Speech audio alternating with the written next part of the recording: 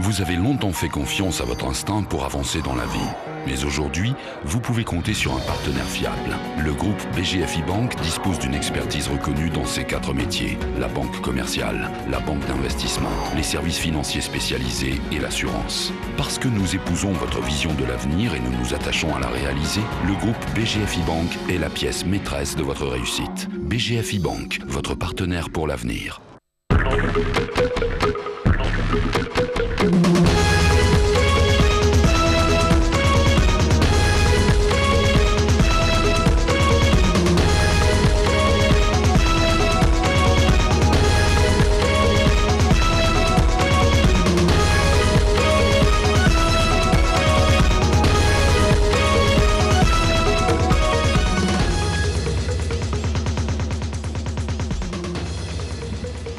Les chaînes de la colonisation et de la dictature ayant déjà été brisées, la préservation de notre indépendance et la consolidation de notre démocratie ont plus besoin de la vitalité de tous nos concitoyens.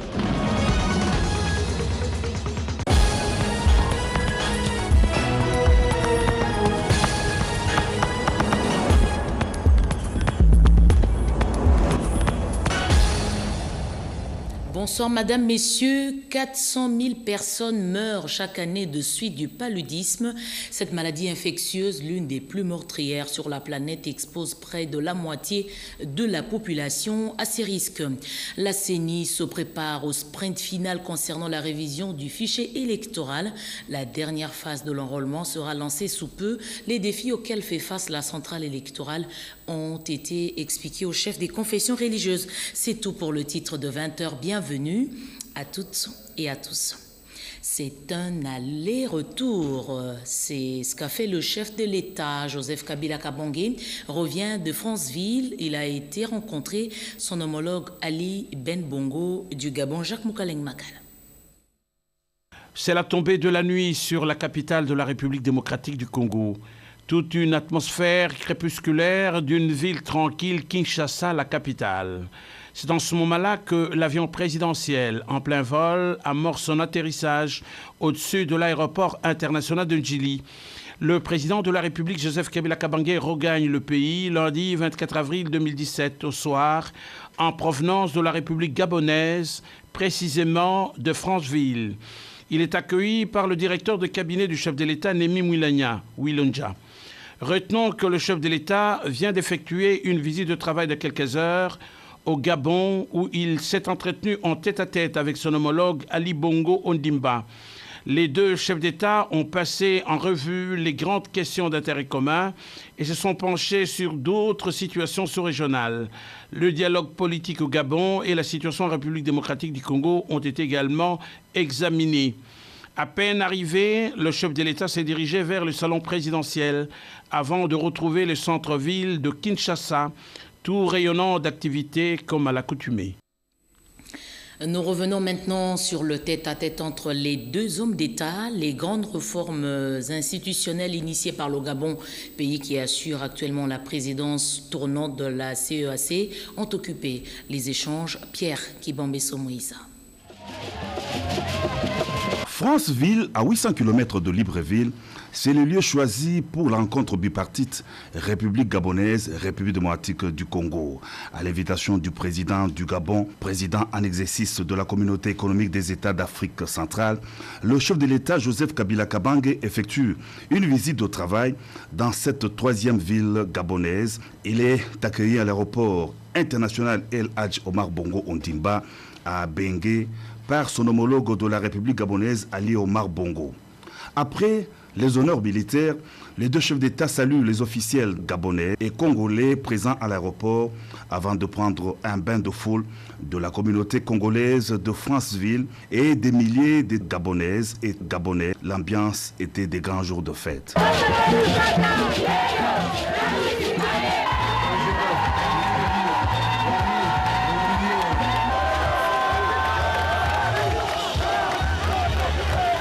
De la l'aéroport, le cortège des deux chefs d'État s'ébranle vers le centre-ville, direction les mausolées d'Omar Bongo Ondimba dans le 2e arrondissement de la commune de Franceville. Sur place, le président de la République dépose une gerbe de fleurs devant la tombe de feu le président Omar Bongo. Changement de cadre et de décor, c'est au palais présidentiel de Franceville que le président Ali Bongo Ondimba, au volant d'une Nissan Patrol, conduit son hôte de marque pour la rencontre bipartite. Le communiqué final sanctionnant cette rencontre indique que les deux chefs d'État ont abordé des préoccupations relatives aux réformes institutionnelles en cours au sein de la CEAC, passé en revue la situation dans la sous-région et les relations bilatérales entre la République gabonaise et la RDC.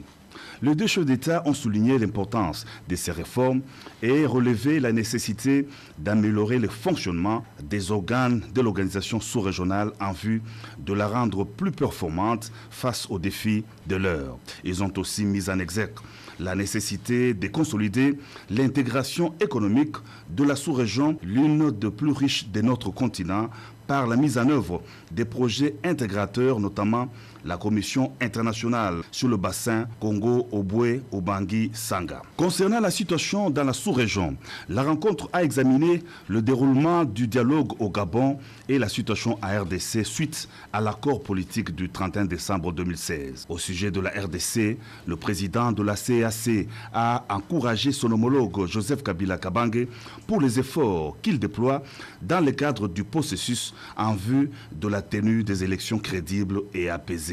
Les deux chefs d'État ont par ailleurs condamné les attentats terroristes avec utilisation des enfants dans la sous-région du lac Tchad par les groupes terroristes Boko Haram et les attaques terroristes dans le Kasaï central en RDC.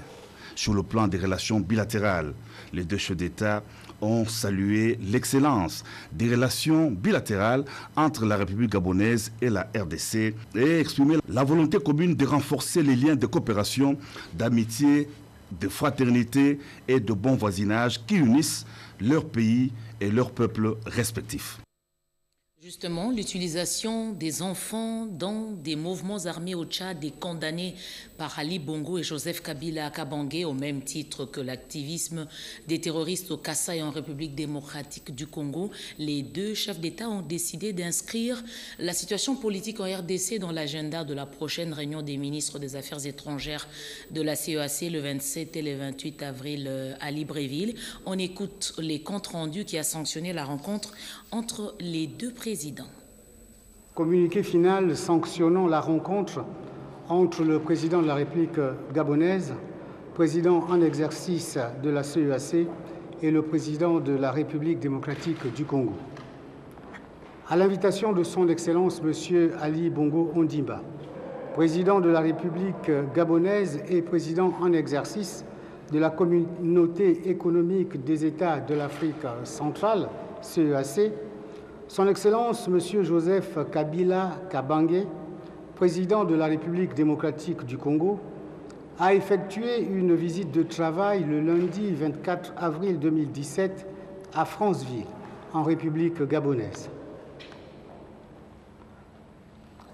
Au cours de leurs entretiens, les deux chefs d'État ont abordé les préoccupations relatives aux réformes institutionnelles en cours au sein de la Communauté économique des États de l'Afrique centrale et passé en revue la situation dans la sous-région ainsi que les relations bilatérales entre les deux pays. Réformes en cours au sein de la CEAC.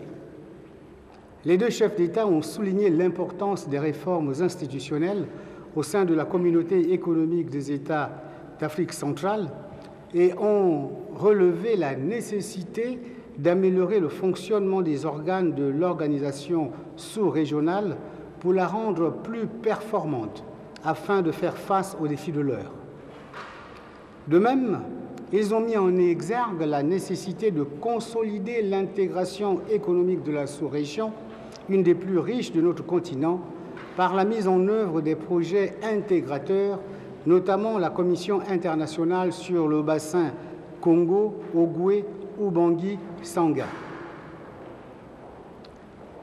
Examen de la situation dans la sous-région. Sur le plan politique, les deux chefs d'État ont échangé sur le déroulement du dialogue politique au Gabon et la situation en République démocratique du Congo suite à l'accord politique du 31 décembre 2016.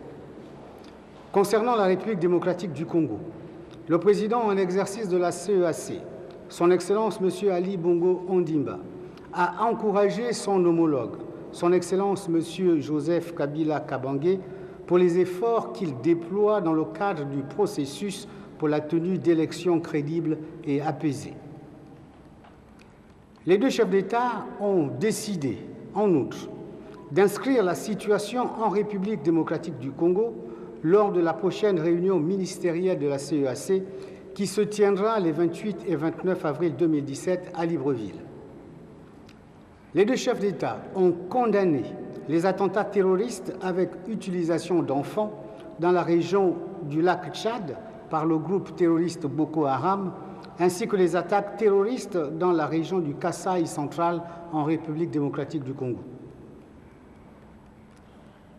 Aperçu des relations bilatérales entre la RDC et la République gabonaise.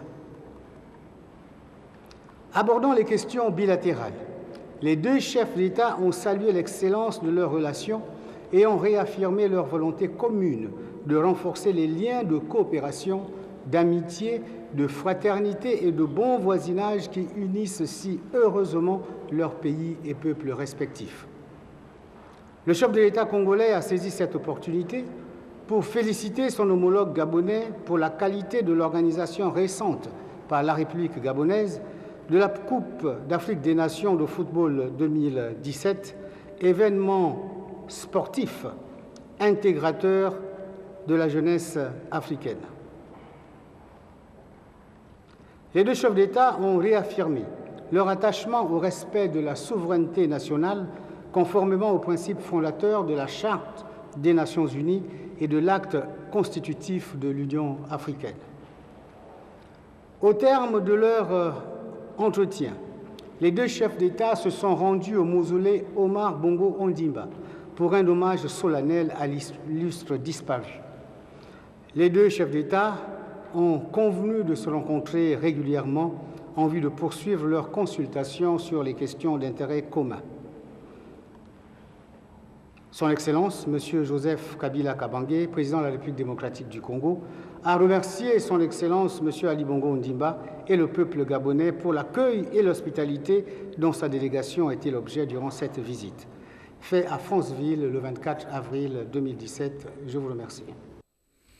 On le sait maintenant, il est un pur produit des écoles chrétiennes. Léon Kengoadondo, actuel président du Sénat, a reçu la délégation des frères des écoles chrétiennes en séjour dans la capitale, Bertin Ekofo Isaoso, Christian Takwaiwa, Berthe Mokonkoli.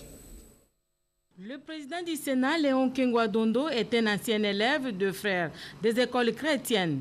À ce titre, il a eu l'honneur, avec son premier vice-président, Edouard Mokolo Pombo, également ancien des écoles chrétiennes, de recevoir le frère supérieur général Robert Scheller en visite canonique en RDC. And it's an honor for us when our former students are in service to their country.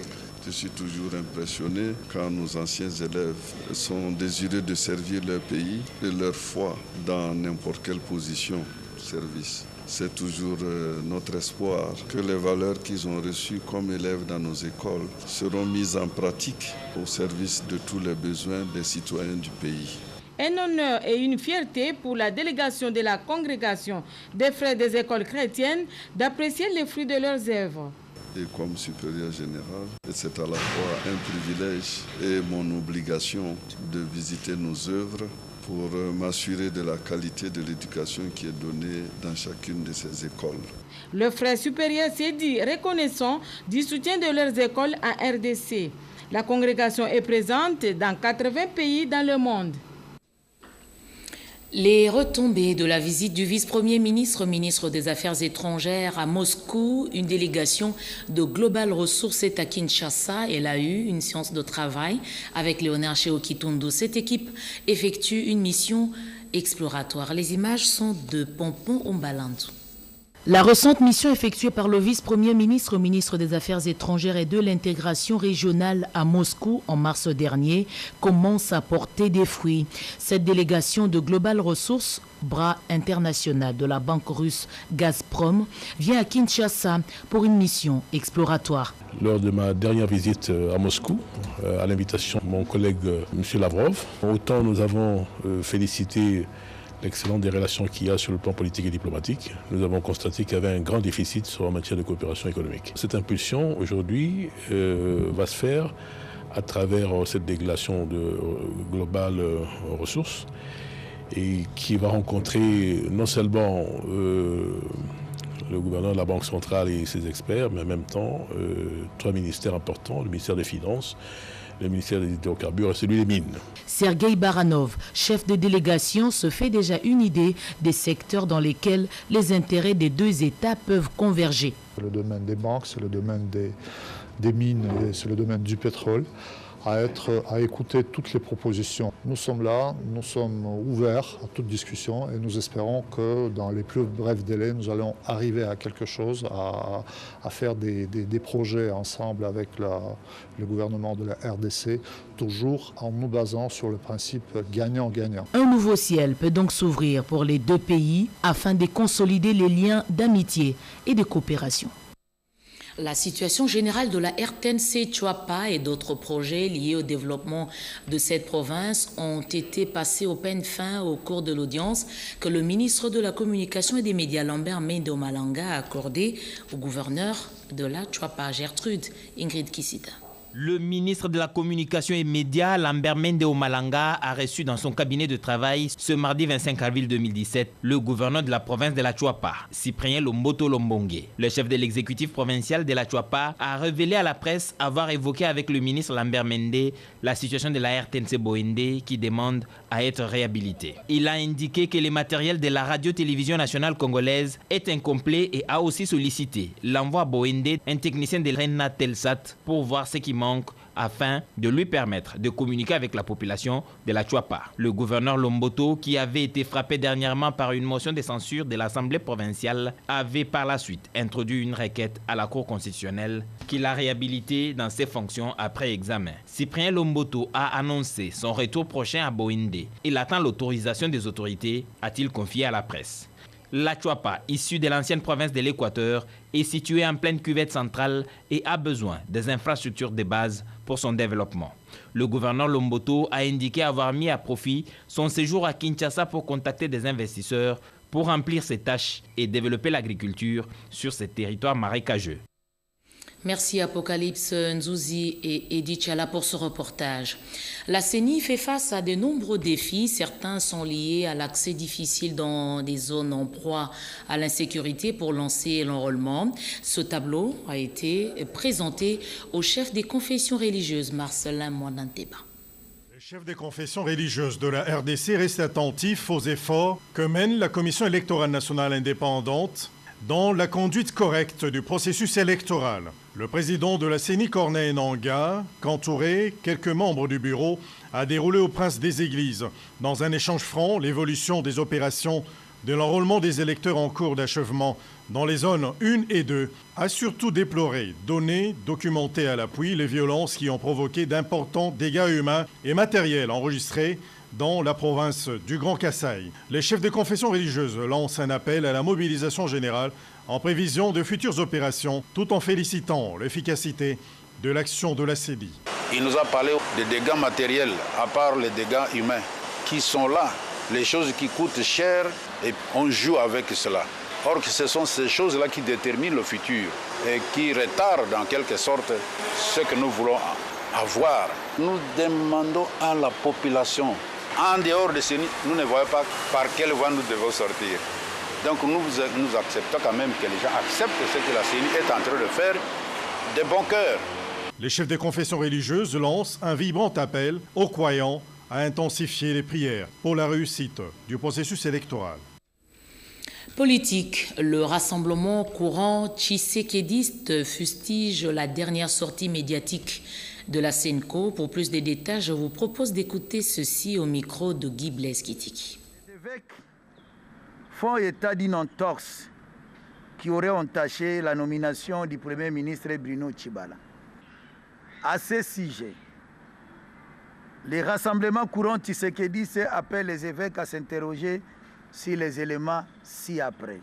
La CENCO se souvient, telles des discussions après qui ont entouré l'adoption du point 3.33 de l'accord du 31 décembre 2016 au sujet de l'organe et plus précisément de la personne habilitée à présenter le Premier ministre nommé par le Président de la République. Cette question n'ayant pas trouvé de solution et son traitement fut envoyé à l'arrangement particulier. Les évêques se souviennent-ils que l'idée de rencontrer les chefs de l'État était venue du rassemblement? Nos pasteurs se sont-ils donné la peine de savoir pourquoi les rassemblements courants katumbistes avaient refusé d'aller aux consultations auprès du président Kabila? Qu'à la fin de leur mission de bons offices, ils ont remis le rapport final de leur mission au chef de l'État, tout en l'exhortant de régler les 2 points de divergence. Ne trouvent-ils qu'ils sont malvenus, après la fin de leur mission, de décréter l'irrégularité de la nomination du Premier ministre présentée sur une liste d'une aile du rassemblement, alors qu'ils auraient pu aider ces derniers à répondre à l'appel d'harmonisation des listes lancées par les chefs de l'État. Quelle serait la nature de leurs récentes déclarations? Serait-ce la continuation de leur mission de bons offices ou une prise de position politique en faveur d'un camp? Notre credo demeure l'implication de tous dans la signature de l'arrangement particulier, c'est le gage de la mise en œuvre intégrale de l'accord du 31 décembre 2016. Il n'est donc pas juste d'évoquer une entorse alors que l'arrangement particulier n'est pas encore signé. De 2010 à 2015, des progrès ont été réalisés dans le cadre de la lutte contre la malaria. Le nombre des victimes a diminué de 31% des chiffres publiés ce mardi par l'OMS à l'occasion de la célébration de la Journée internationale de lutte contre le paludisme. En République démocratique du Congo, une campagne de sensibilisation vient d'être lancée en milieu scolaire et universitaire. Constance Mandanga-Sirobolé. En finir pour de bon avec le paludisme, c'est le thème de la célébration de la Journée mondiale de lutte contre le paludisme célébrée chaque 25 avril de l'année. La RDC célèbre cette journée sous le slogan « Je m'engage pour 0 cas de malaria dans mon milieu ». Occasion pour le ministre de la Santé publique, Dr Oli Ilunga, de lancer officiellement la campagne de sensibilisation sur la lutte contre le paludisme en milieu scolaire et universitaire. La lutte contre le paludisme doit commencer à la maison. Et je crois que dans le ménage, ceux qu'il faut absolument protéger, ce sont les enfants. Et d'autant plus que le paludisme est une importante cause de décrochage scolaire. Une cérémonie organisée par le Programme national de lutte contre le paludisme PNLP sous le financement du Fonds mondial avec l'appui de l'ASBEL Santé Rurale Sanro. Quand un enfant part, l'enfant insiste pour dire ça, c'est le maître qui a dit. Quand le maître a dit, quand l'enfant a bien compris les bien fondés de quelque chose, l'enfant l'impose à ses parents. Nous pensons que, passé par les enfants, nous allons atteindre facilement les adultes et ces enfants vont s'imposer pour avoir compris les bien fondés de la lutte, s'imposer auprès des parents pour que le moyen soit vraiment mis à leur disposition et lutter efficacement contre ces fléaux. La RDC s'est engagée dans la perspective mondiale d'éliminer le paludisme d'ici 2030, d'où cette recommandation de dormir et faire dormir tous les ménages sous les moustiquaires imprégnés d'insecticides à longue durée, les femmes enceintes à fréquenter les services de CPN, mais aussi procéder à l'assainissement intra- et péri-domiciliaire afin de vivre sans malaria. La réintégration du Tchad, dossier approuvé au cours de la réunion organisée par le ministre des Finances des pays membres de la BAD, réunion organisée en marge justement des assemblées des printemps de la Banque mondiale et du Fonds monétaire international. Envoyé spécial Joseph Oscar Balkaïj.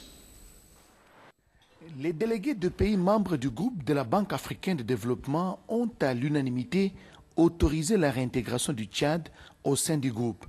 Parmi les participants à cette réunion, présidée par le gouverneur pays du Cameroun, le ministre des Finances de la RDC et gouverneur pays auprès de la BAD, Henri Yavmoulang. La réintégration du Tchad n'est sans incidence sur la bonne marche du groupe. Ensemble, ils ont examiné sa requête, les raisons qui l'ont poussé à quitter le groupe et pourquoi revient-il maintenant. À l'unanimité, l'accord a été obtenu quant à cette adhésion, parce que l'entrée d'un nouveau membre renforce le groupe, en ce sens que son poids au niveau du vote dans l'ensemble de la banque, le poids du groupe s'en trouve renforcé. Et on a décidé que la rotation, le tour qui avait déjà été prévu aille jusqu'au bout pour qu'aucun pays ne se sente lésé et que le Tchad intègre par la suite. Le Tchad, lui, va déjà intégrer le groupe, mais pour ce qui est de la rotation, c'est lorsque le tour aura été fait que les citoyens du Tchad pourront également prétendre occuper les postes. Les pays qui constituent le groupe de la BAD d'Afrique centrale sont le Cameroun, le Burundi, la RCA, la République du Congo, la République démocratique du Congo et le Tchad qui vient de regagner les groupes. La mise en œuvre du programme de restructuration et de mise à niveau dans le secteur industriel de l'Afrique centrale vient d'être lancée. Ce programme est financé par l'Union européenne, exécuté par l'ONUDI. Explication Betty Amani. L'Afrique centrale, région potentiellement riche, mais qui affiche des performances insuffisantes en matière de transformation de matières premières, d'où l'apport de l'Union européenne à travers le programme de restructuration et de mise à niveau de l'Afrique centrale, PRMN, qui vient d'être présenté dans les détails par le représentant de PRMN RDC, Jean-Yves Chizogan, aux acteurs du secteur de l'industrie dans le cadre de l'atelier d'information et de sensibilisation des entreprises industrielles en RDC.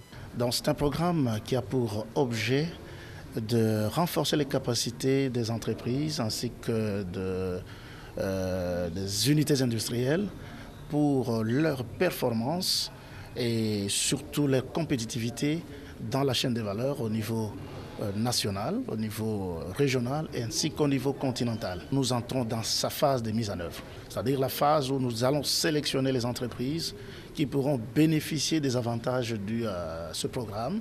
Le représentant de l'Organisation des Nations Unies pour le développement industriel, ONUDI, chargé d'exécuter ces programmes, présente ici le rôle combien essentiel de son organisation. À travers ce programme, nous sommes en train d'appuyer la République démocratique du Congo et les entreprises congolaises pour qu'elles puissent améliorer leur productivité et ainsi contribuer de manière plus soutenue au développement de la RDC. Financé à hauteur de près de 6,3 millions d'euros, les PRMN concerne 7 pays d'Afrique centrale. Cet atelier qui vient jeter les bases du PRMN va s'étendre à d'autres entreprises industrielles du pays. Au sujet des critères de sélection des entreprises, l'ONUDI invite les entreprises à entrer en contact avec les guichets uniques de mise à niveau au ministère de l'économie et de l'industrie.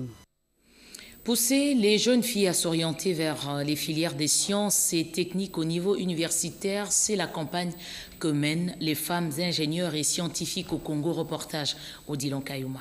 Elles font partie du cercle des femmes ingénieurs et scientifiques du Congo, CEFISCO, appuyé par Madame le ministre du Genre, Enfants et Famille, Marie-Louise Mwangué. Ces femmes ingénieurs mènent une grande campagne de sensibilisation auprès des écoles secondaires de la capitale, notamment ici au lycée Monseigneur Chaoumba. Objectif, convaincre les jeunes filles à s'orienter vers les filières des sciences et techniques appliquées au niveau universitaire. Pour Madame le ministre Marie-Louise Mwangué, les savoirs scientifiques et techniques ne doivent pas être seulement les patrimoines de l'être masculin, mais il doit appartenir aussi à l'être féminin. La jeune fille a les mêmes potentialités que le jeune garçon pour devenir ingénieur, domaine du génie, afin de contribuer au développement du Congo, souligne Madame le ministre. Notre pays a besoin intelligence féminine et masculine pour pouvoir booster la recherche scientifique, qui est un domaine qui peut changer le devenir de notre pays. La présidente des femmes ingénieurs, en ce qui la concerne, a encouragé la jeune fille congolaise à briser les complexes et surtout la peur d'embrasser les sciences techniques. Puisque nous sommes venus nous présenter comme des modèles, nous voulons que la jeune fille, dès à présent, puisse avoir le goût à nous voyant. Bien avant, les femmes ingénieures du Congo se sont présentées. Toutes sont au cadre dans les entreprises de renom à Kinshasa. Émerveillés, les élèves du lycée Monseigneur Chaoumba les ont applaudis, ont pris la résolution de devenir ingénieurs, domaine du génie, comme ces femmes, désormais leur modèle. Pour clore, Marie-Louise Mwangue a remis des t-shirts aux premières des classes de chaque promotion, du moins pour le deuxième trimestre. Une façon pour elle de les encourager. Nous et le livre, c'est une association culturelle qui existe depuis 2 ans. Pour célébrer cet anniversaire, un forum a été organisé à la Bibliothèque nationale du Congo. Précision avec Sandra Nyangui et Guylain Kimpianga. Le monde entier a célébré le 23 avril la journée internationale du livre et du droit d'auteur. Une cérémonie qui coïncide avec la célébration du 2e anniversaire de l'association Nous et le livre qui incite les enfants au goût de la lecture et de l'écriture. Ici, à la Bibliothèque nationale, devant toute l'assistance, la marraine de Nous et le livre, Madame Kisolo Kele, elle retrace le parcours de cette association. Madame Jenny Kilele, présidente de Nous et le livre, s'est dite heureuse de l'évolution de cette association qui, dans 2 ans, a initié un projet dénommé Rencontre de création et d'initiation des jeunes écrivains et artistes congolais. Projet cofinancé par l'UNESCO. Des concours d'orthographe, de dictée et des œuvres d'art à caractère éducationnel sont organisés à travers les écoles de la capitale et du Congo central. Un véritable rendez-vous du donner et du recevoir. Était présente toute la crème culturelle de la RDC, écrivains, artistes peintres, artistes musiciens, qui ont tous souhaité un bon vent à Nous et le livre. J'apprécie l'initiative de Nous et le livre qui pousse la jeunesse à la lecture parce que le livre nous offre beaucoup d'opportunités. Le livre, c'est un outil important de développement parce que ça permet de pouvoir former l'homme sur son intellect, sur son intelligence, sur sa vision en tant qu'homme. Plusieurs ouvrages ont été exposés, question de mettre l'eau à la bouche aux amoureux de belles lettres. L'évolution de la situation sécuritaire dans l'est du pays au centre des entrevues qu'a eu le coordonnateur du mécanisme national de suivi et le commandant des forces de la MONUSCO. Cette 2e visite du général Derrick Ngwebi au mécanisme national de suivi avait comme objectif pour la MONUSCO de partager ses observations remarquées sur terrain, aussi pour s'imprégner davantage de la situation sécuritaire qui prévaut à l'est de la RDC. Comme vous le savez, le général Kaloumé est une personne très importante du mécanisme de suivi et c'est important que la MONUSCO partage ses recommandations et les observations que de chaque côté on puisse, qu'on remarque sur le terrain. Compte tenu des dernières résolutions prises par le Conseil de sécurité sur les forces de la MONUSCO en République démocratique du Congo, ces échanges ont également permis aux 2 hommes d'État de savoir comment vont s'opérer les mutations qui s'annoncent déjà. Vous savez que nous sommes à une année électorale, non? Et que si vous voulez que nous puissions avoir des élections apaisées, il faut que la paix revienne dans cette partie est de notre pays. Et comme la MONUSCO, surtout la brigade d'intervention, est chargée justement de nous appuyer dans ce sens-là, nous échangeons régulièrement avec le général sur l'évolution de la situation pour permettre au commandant suprême d'avoir le maximum d'informations là-dessus, mais aussi compte tenu des dernières résolutions qui viennent d'être prises par le Conseil de sécurité sur les forces de la MONUSCO dans notre pays. Nous devrions échanger avec le général pour savoir exactement comment vont s'opérer certaines mutations qui s'annoncent. Nous avons eu des échanges très rassurants dans la mesure où la MONUSCO restera à nos côtés pour nous aider à gérer la situation de paix à l'est de notre pays comme il faut. Le coordonnateur du mécanisme national de suivi, le lieutenant-général Denis Kalomé, reste donc confiant de cette collaboration régulière avec la brigade d'intervention de la MONUSCO pour multiplier les stratégies de maintien de la paix en République démocratique du Congo. Et puis cet appel à la paix lancé en direction de la population du Kasaï, appel lancé par Clément Kankoubu-Kassa, ministre de la coopération au développement, beaucoup plus sous sa casquette de notable du Kasaï. On l'écoute au micro de Séverine Katanda. L'insécurité causée par le phénomène Kamwina Nsapu a créé une psychose générale au sein de la population du Kasaï central. Certains habitants ont trouvé refuge dans les territoires voisins suite à la barbarie de ce milicien. Cette situation a porté coup dur sur l'économie locale et sur d'autres activités de la vie nationale, à l'image de travaux du barrage hydroélectrique de Katende et le processus d'enrôlement des électeurs en cours.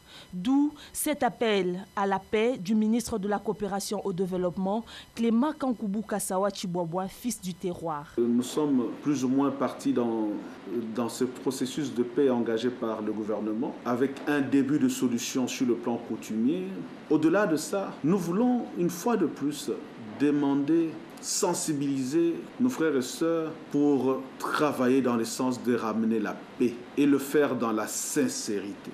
Je pense que nous devons, nous, notables, leaders politiques, leaders d'opinion, leaders religieux, leaders charismatiques, nous qui avions une petite portion d'influence dans notre espace, nous devons travailler pour sensibiliser la population, pour qu'on comprenne une fois pour toutes que la violence n'amènera rien.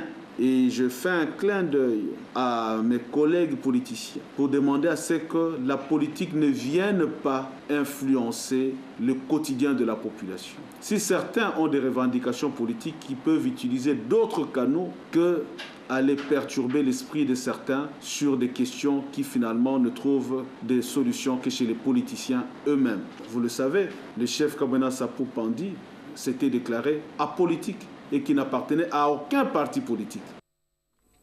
Les travaux de l'atelier de formation sur les pratiques et procédures de quarantaine en RDC se sont ouverts à Kinshasa. Ces travaux ont pour objectif le renforcement des capacités opérationnelles du personnel des postes vétérinaires et frontaliers. Lucie Lavie, Chisenda. Améliorer le service de la quarantaine en RDC et se conformer aux normes édictées par l'Organisation mondiale de la santé animale. Ces questions sont traitées au cours d'un atelier de formation de 5 jours sur les pratiques et procédures de quarantaine en RDC à l'intention des directeurs et coordonnateurs des services administratifs du ministère des Pêches et Élevage. Représentant le ministre Jean-Marie Boulambo-Kilosho à cette cérémonie d'ouverture, le secrétaire général de Pêche et Élevage a souligné que cette activité tombe à point nommé.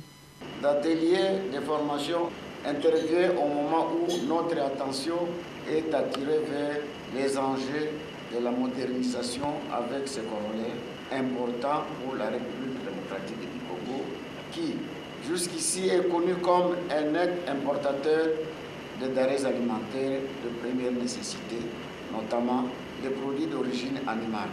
Nous tenons à inverser cette tendance en mettant tout en œuvre et mettre fin notamment aux importations, à la pauvreté, à la sécurité alimentaire. Le docteur Yver Boussini a, au nom du directeur de l'Union africaine BIRA, souligné l'importance du service de la quarantaine en RDC. Le but et le cadre de la quarantaine est la prévention de la propagation des maladies animales transfrontalières dans un pays à travers les animaux et les produits d'origine animale importés. Le directeur chef des services de la production et santé animale, le docteur Lemba Mabela, a remercié le ministre Jean-Marie Boulambo-Kilosho qui a facilité les démarches consulaires des formateurs venus d'Égypte, de Burkina Faso et de la Zambie. Cela prouve son attachement et son accompagnement dans l'exécution de cette activité qui s'inscrit dans le cadre du renforcement des capacités des agents dans la gouvernance des services vétérinaires en Afrique, VetGov en sigle. Ce journal est terminé. Merci de l'avoir suivi à Libreville et partout dans le monde. Retrouvez à 22h Bobette et Nga Lissamba. Excellente soirée à toutes et à tous.